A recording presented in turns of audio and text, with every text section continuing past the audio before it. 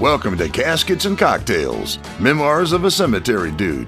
Get ready for a hilarious dive into the world of death care where cemetery industry veteran Mr. Danny and his daughter Katie will answer all those crazy questions you've been dying to ask.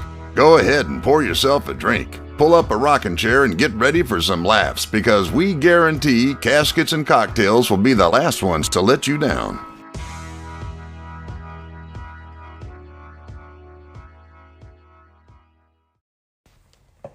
Hey, I'm Katie Leverett. I'm Danny Faulkner. I'm her daddy. And welcome to Caskets and Cocktails. And boy, do we have an awesome show in store for you guys today.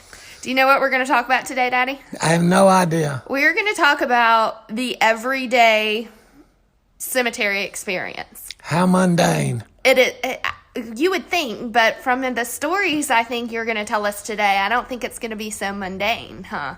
Well, it's interesting. Well, okay, so when I go to work, I work from my house, so I just go to my basement and I look at spreadsheets basically all day. Oh, wow, I don't. That's like the excitement of my life. So I think yours are going to be a little bit more exciting than mine. Well, I think that people don't understand that the cemetery business is, in fact, a business, and we have to do a lot of actual business stuff. Business stuff and minutia and, things of that nature that make a burial happen, that make all of these things take place. Yeah. Well, before we talk about that, I wanted to tell you we are at a little over almost 1,400 downloads thus far. Really? Yes. Wow, so that's we great. are really, really growing, and it's all because of you guys at home. So be sure to share Caskets and Cocktails with your friends and family. Like us on social media, share our post. We really, really want to grow our audience. And every time I feel like I share it with somebody, they get so excited and they think it's really cool. But I was in a Facebook group and somebody sent me a note, and she's in Australia. And is a big fan, and she says she just loves our accents. And I said, Mr. Danny's gonna just flip. I said, I bet we would love her accent too, right? I didn't know I had an accent. You didn't know? No. I do. I did know. But how cool is that? That's very cool. So we're doing our jobs, and now they're doing their jobs. Yeah. So y'all keep doing your job. Yeah, we just love it. It's been so much fun, and we actually have gotten our first sponsor as well. Oh, man. It's called Killer Trace, and it is so cool. Yeah? I can't wait. They send out monthly cold cases to you. What do you mean cold cases? Like detective cold cases. Oh, wow. Where Like they murder mysteries and Yes, stuff. absolutely. But Oh, so that's a lot cool. more interactive. Yeah? And so you get a box once a month, or you can have an online subscription where you do it online. And then you get That's cool. files and pictures and all sorts of cool stuff. We are getting a box, actually. We'll be getting one soon. So, guys, we're going to post lots of pictures on social media of what the box looks like, what contains in that sort of thing. They don't send us a dead body. I hope not. I mean, okay. it'll be our first box. I would expect that would have been a really big box. Yeah, it would be a great big box. Shipping costs would have been expensive for that. Yeah, really. But stay tuned for more details. Again, it's called Killer Trace. And if you go out there and utilize the code CAC 2018, so that's CAC 2018, we'll get a little bit of credit for you guys listening, and it just helps support the show. So we really appreciate you taking a minute out of your day to do that. Hey, that's cool. Yeah. I really think that's neat. It's really cool. I cannot wait. Yeah. I'll win. You'll win? Yeah. Game on. So for you guys at home, if you don't know, Mr. Danny and I are pretty competitive, but to be honest with you, the most competitive person in this family is Mom. Yes, your mama. For She's, sure. without a doubt, the most competitive person I've ever seen. So I have a feeling she might get this box and steal it and take it home with you guys, and she'll be up till 2 o'clock in the morning just to beat us. Oh, she'll cheat. That's for sure.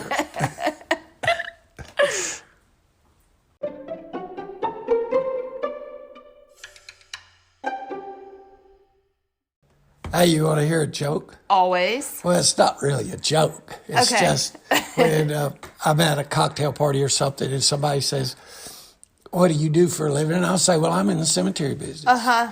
And then they go, they do, generally. And I say, yeah, my business is going in the hole every day.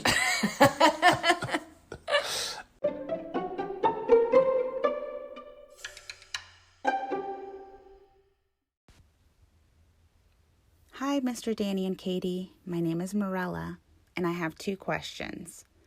First, when did you notice cremation become more popular? And second, do you have to go into work every day? Thank you. ooh, Morella. Those were 2 really good questions. Yeah, that's interesting questions, Morella. Thank you so much for calling in. I feel like sometimes we get so used to getting like crazy weird questions that we kind of forget about like normal questions like that. Yeah. I don't know why God let me be born so good looking instead of rich.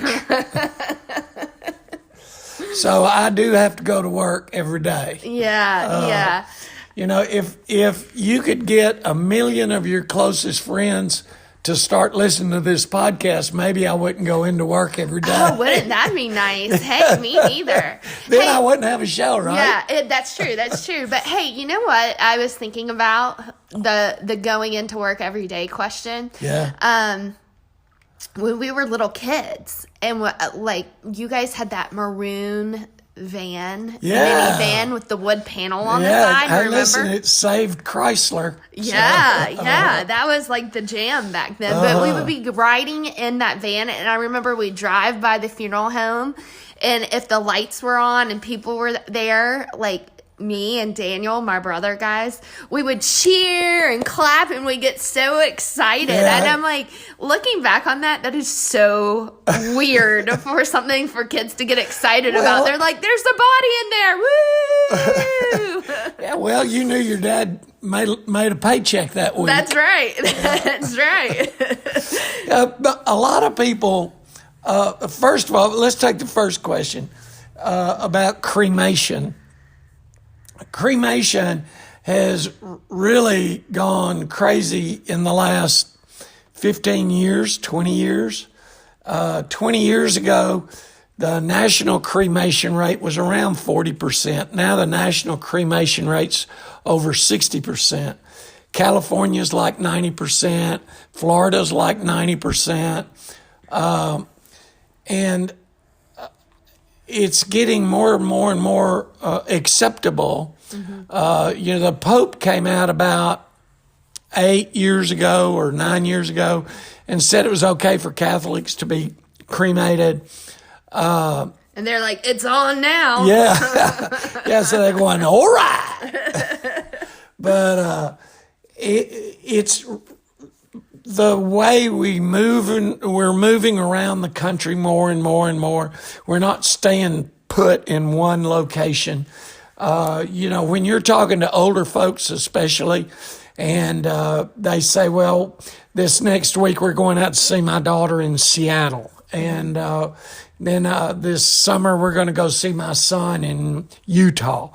And kids have moved all over the country because they have to jobs. Yeah. They graduate college and they get a job, and the next thing you know, they move to Philadelphia, and their wife gets shot. Oh my gosh. No, I was just kidding. Wow. I was kidding. That went dark really quick.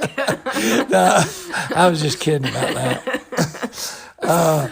But they people just move all over the country. There's no home. Right. Right. Like there used to be. And traditions are changing. Traditional casketed burial is not on the wane, but there are still going to be traditional casketed burials. Right.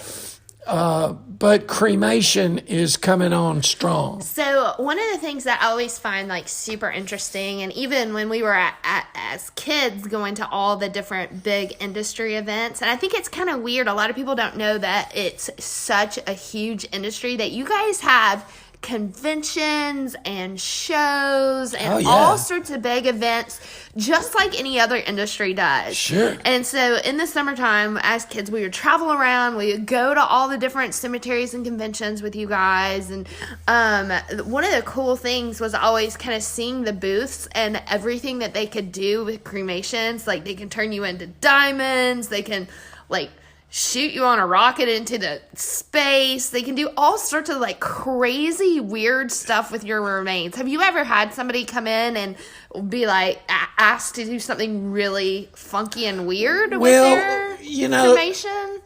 There's so much more options of things you can do with cremation. We've put people, there's a company in Florida that makes artificial reefs out of the cremation. They put them in concrete. And Are you saying a wreath like that you hang on the door? No, a reef like fish. Like underwater. Yeah. That's kind of weird. Yeah, well, I mean, people are like, if you're a big scuba diver or save something? the planet, I guess. I don't know. But so you just want to like slowly be eaten by fish? Well, no, they're in concrete. Oh. They're in concrete. And I don't know, hell, barnacles or something grow on it. I don't know what a reef is made out of. But slowly You're but not surely. An oceanographer. You're a cemetery guy. Bingo. Right? Nobody's ever mistaken me for Jacques Cousteau. Yeah. But there are a lot of options. What we have found more recently with people that do that, make a diamond out of mama or make art glass out of it, or make a wreath out of her, or put her in a pot and grow a tree out of her. And, there's all kinds of options. But they say, well, we put her in a pot and grew a tree out of her, and she's planted in Vermont. And they live in the South. Yeah. Well, they can't go see mama. Yeah. So we've had people come in and buy a memorial to place in the cemetery for their mama because they can't go up there and visit. So they need a place to go and remember. Okay. Because cemetery is not about dead people. Cemetery is about a place to go and remember. Oh, I never even really thought about that, but that's so true. I mean, I guess the dead people don't really care. No, they don't care. They don't care. Funerals aren't for dead people. Funerals are for living people. Just to remember. Cemeteries are for people to come and remember. They remember mama. They remember their little brother. They remember their daddy.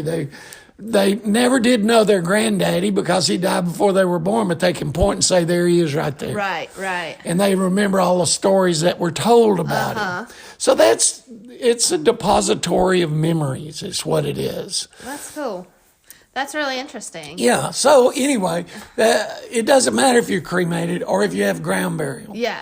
You need to have a place to go and remember. That's a good tip. The whole point of that whole tirade. I loved it. Morella, I think that was a really good question. Way to go, Morella. Question about kind of like your everyday day-to-day. Yeah. So like I gave an example of going to my office. Yeah. I love my job. Don't get me wrong. I absolutely love my job. I love what I do. But I don't have any like crazy stories about what I do every day. What's the weirdest thing that's happened to you? Like you've gone in expecting a normal work day and you find, I don't know, like something strange happens. What's kind of the weirdest thing? Well, it's weird and it's kind of funny.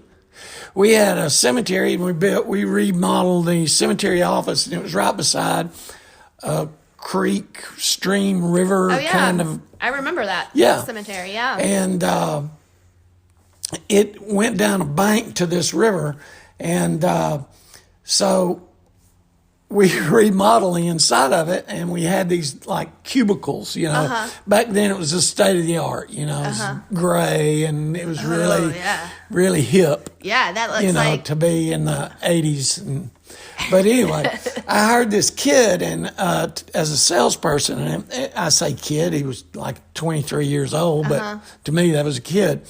And I was always looking for money.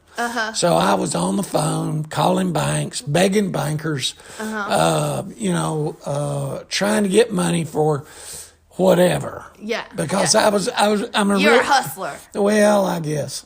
But I think that I had to be a hustler because I was such a poor businessman. But no. Anyway, I was sitting there talking on the phone, talking to a banker, and this kid come rushing into my office. He says, come here, quick. And I put my hand over the phone. This was back when you had actual telephones.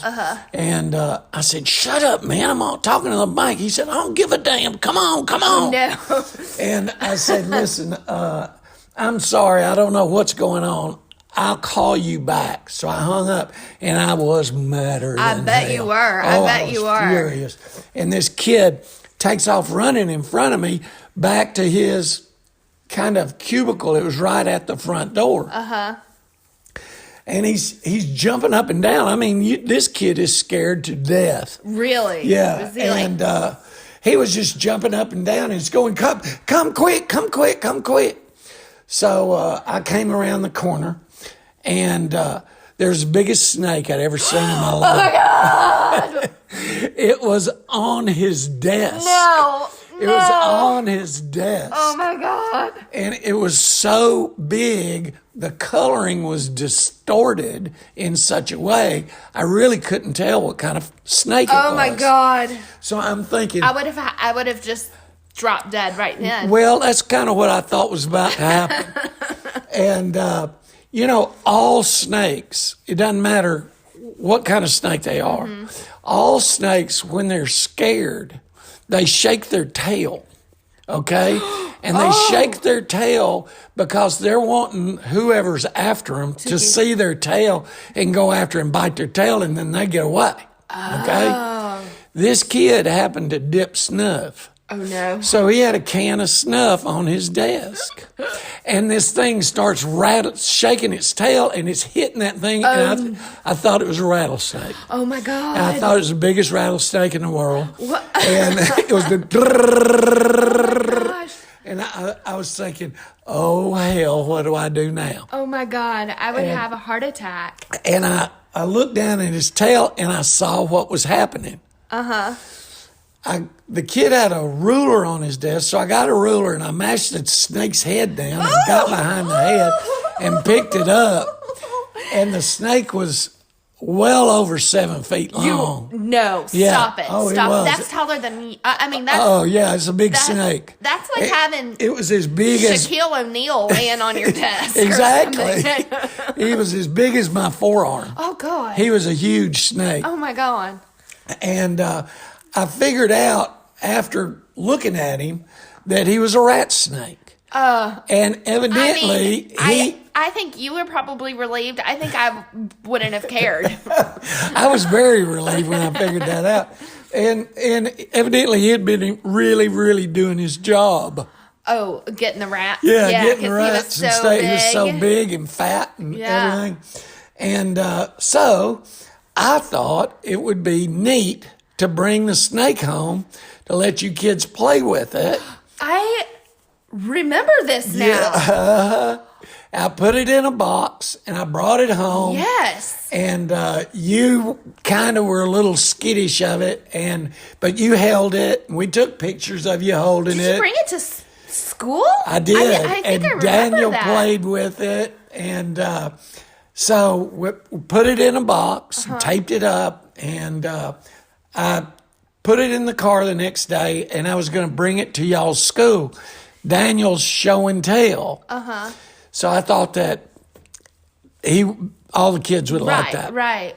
So I'm going down the road, and I happen to look down, and this snake is down around my feet It got out of the box? Got out of the box. Oh, my God. And so I had to kind of push his head around because, they'll bite. And you're driving. Yeah, I'm driving. I mean, and what a snake that size would, bite your foot off. It would bite the tar out of you. Their bite hurts, but it's not deadly or poisonous or anything like that.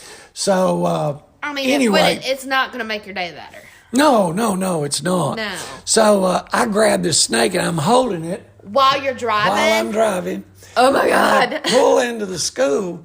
Well, the snake had gotten up, the rest of the snake that I wasn't holding had gotten up and wrapped itself around all the innards of my seat. Oh, no. It was all tangled up? Yeah, it was all tangled up. And so I opened the car and got out holding his head and was pulling and pulling and pulling and pulling. And finally, I pulled him loose from the seat and I pulled him straight up just as two ladies walked out of the schoolhouse and they saw this huge snake and they started screaming, "Oh, good God!" And they took off running. So I was able to retrieve the box, put the snake back in the box, took it in, showed Daniel's class, and Daniel got to hold it from his class. And then I took it to your class. I think you may have been third grade or something. Second or third grade. I do remember this giant snake. I handed it to you, and you were the coolest kid in school because you got to hold the snake and the bravest little girl. I mean, I was the coolest kid in school because I was the coolest kid in school. Not really. The snake helped a lot. So I packaged the snake back up. And the next day was Saturday. So I told Daniel we needed to go take the snake back to where he lived to let him go. To the cemetery. Yeah. To the guy's desk. If you just laid it out there on the desk, then Monday morning he's like, "I'm back." No, he. Anyway, the next morning we got up and Daniel was upset because we had to let the snake go, but he wanted to play with it a little bit more. And he had played with it for like 2 days. And this snake was exhausted. Yeah. It was just like pulling a rope, the snake was going, if I wasn't so exhausted, I'd bite this little bastard. I'd choke him to death and swallow him or something. But anyway, so he pulled the snake along, and finally I said, "Let him go, son, let him go." So he dropped him, and we watched the snake for a little bit, and finally the snake kind of crawled off. Like, into I'm free. Yeah, it's like I can barely make it. And so he goes off into the woods to eat another rat, hopefully. But stuff like that kind of pops up occasionally.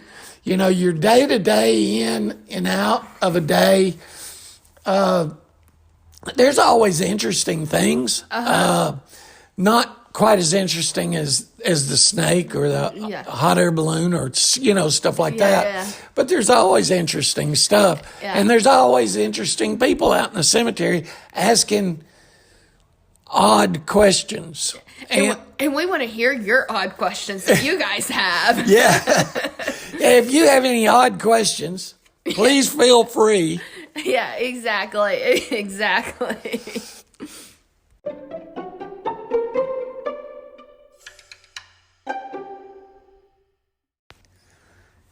So my new thing is going to be checking my desk every day to make sure I don't have a snake hidden somewhere.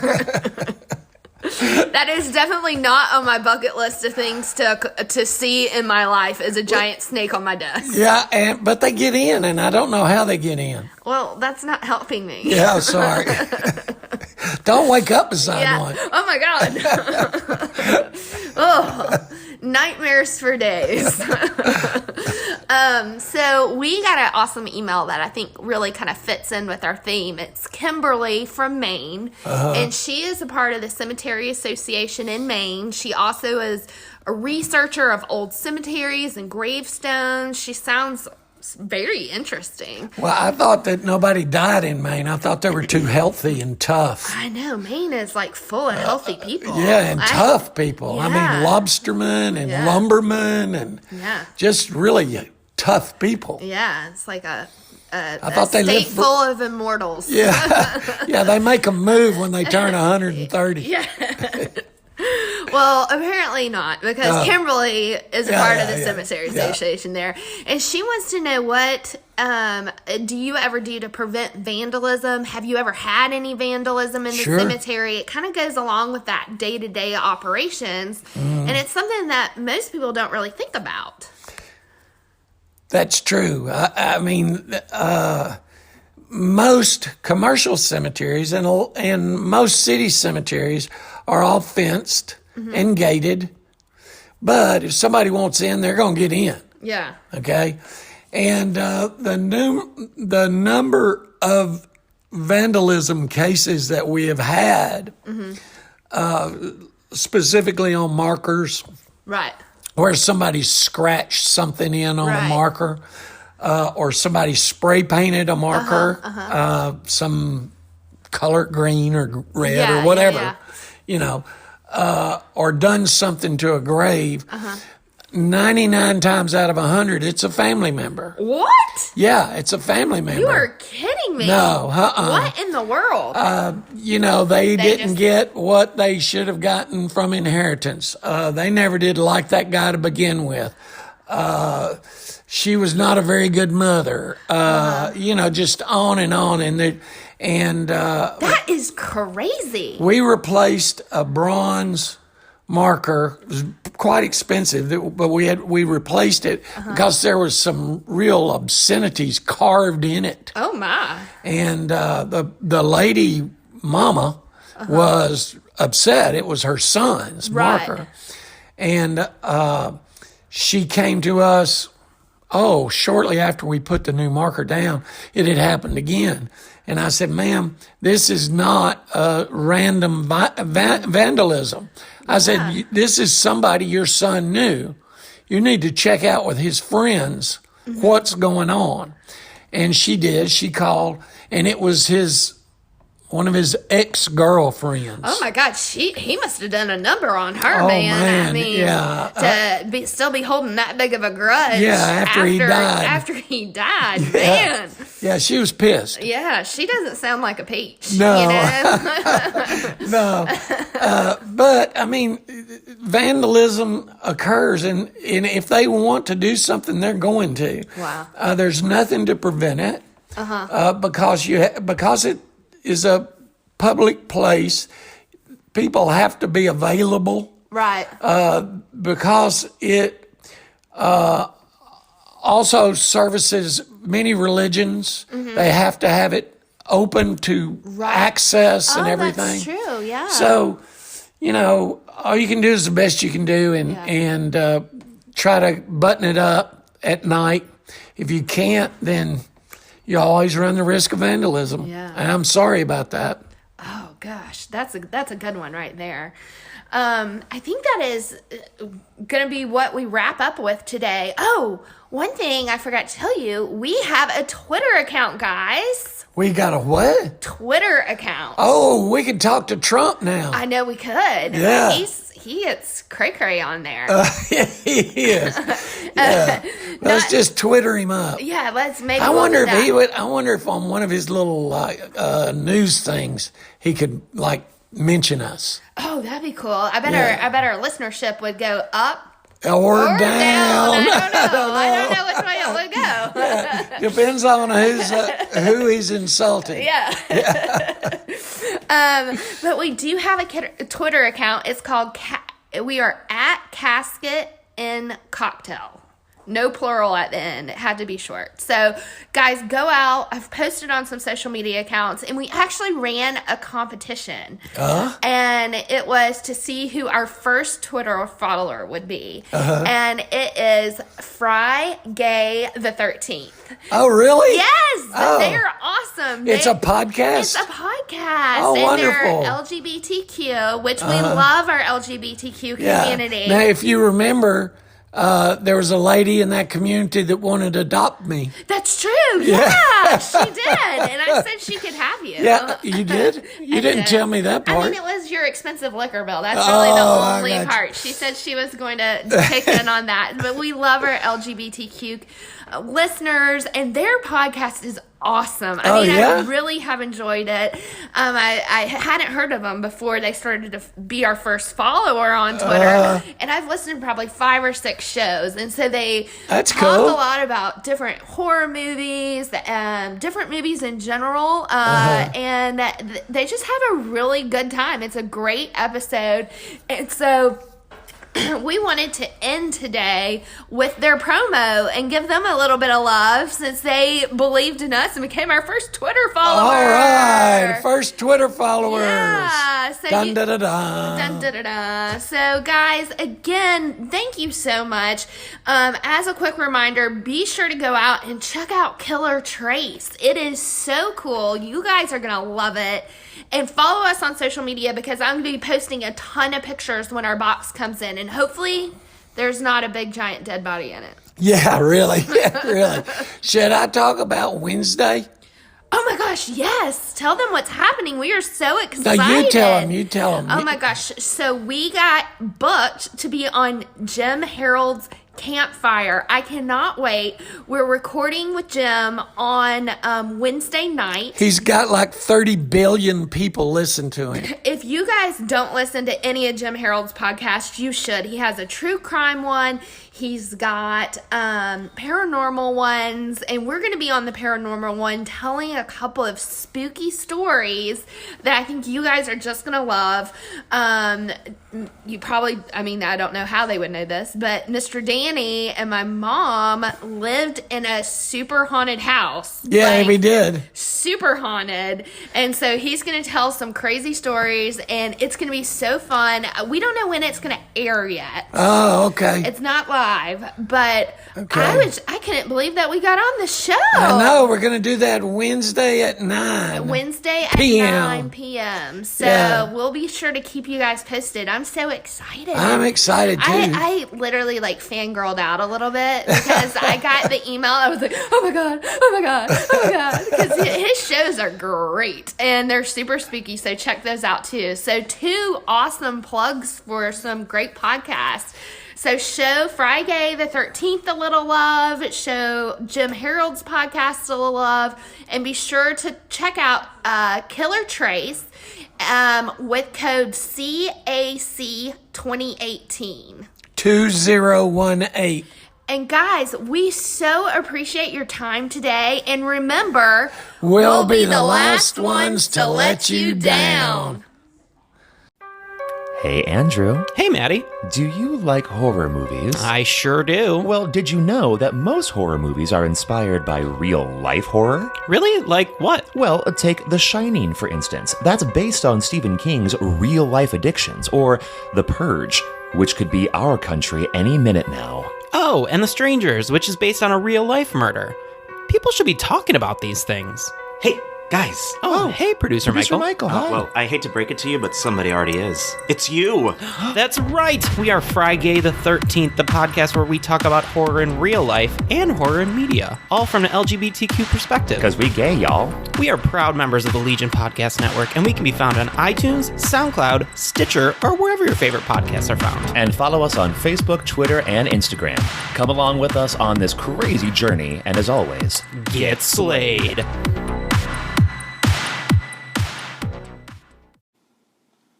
Beach Too Sandy, Water Too Wet is a comedy podcast featuring brother and sister duo Alex and Christina as they recap dramatic readings of 1-star reviews written by real people with not so real problems.